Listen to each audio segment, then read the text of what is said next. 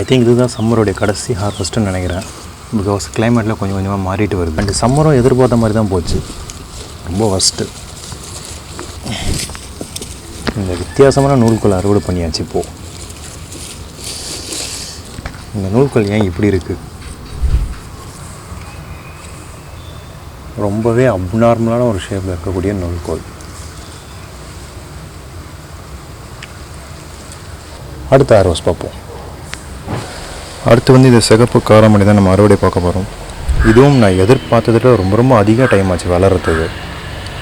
ஏன்னா அதை நான் சம்மர் டைமில் வச்சதுனால என்னன்னு தெரில, ரொம்ப ரொம்ப டிலே ஆகுது. ரெகுலராக ஒரு நார்மலான குளிர்காலத்தில் இல்லை மழை காலத்தில் அந்த காரமணி வச்சா எவ்வளோ டைமில் வருமோ அதை விட 2 மடங்கு எடுத்துக்கிச்சு.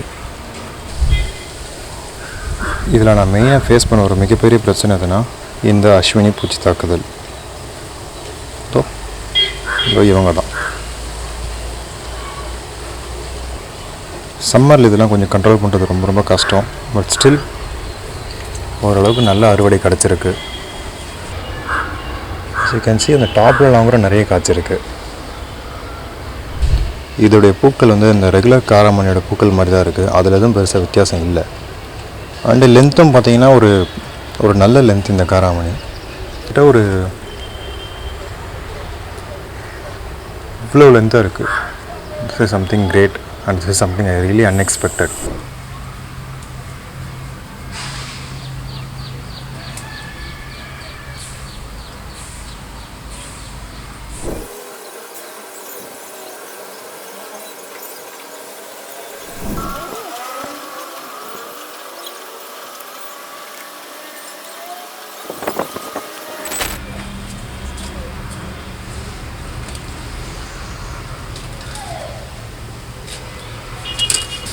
அடுத்து இந்த வித்தியாசமான ஒரு கீரை. இதுக்கு பேரே பருப்பு கீரை. ஆனால் தமிழில் எக்ஸாக்டாக அது பேர் என்னன்னு தெரியல. இது ஆக்சுவலாக இந்த அளவுக்கு வளரணுன்ற அவசியம்லாம் கிடையாது. கொஞ்சம் சின்னதாக இருக்கவே இதை நீங்கள் தாராளமாக அறுவடை பண்ணிடலாம். ரொம்ப டிலே ஆகிடுச்சு இது. பட் ஸ்டில் இதை அறுவடை பண்ணி சாப்பிடலாம், ஒரு ப்ராப்ளமும் இல்லை.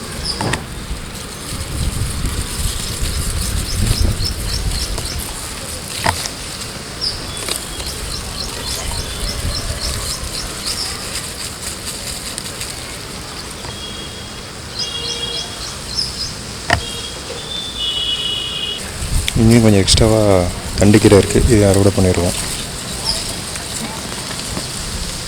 ஸோ முடிஞ்ச அளவுக்கு கீரை விதையெல்லாம் போடுறது இப்போயே போட்டுருங்க. ஏதாச்சும் தப்பிச்சிச்சுன்னா கூட அது மழையில் தாண்டி வந்துடும். ஸோ இன்றைக்கான அறுவடைன்றது இவ்வளோ தான். அடுத்த சீசன் கண்டிப்பாக ஸ்பெஷலாக இருக்கும், பார்க்கலாம். தேங்க்யூ. Bye PK.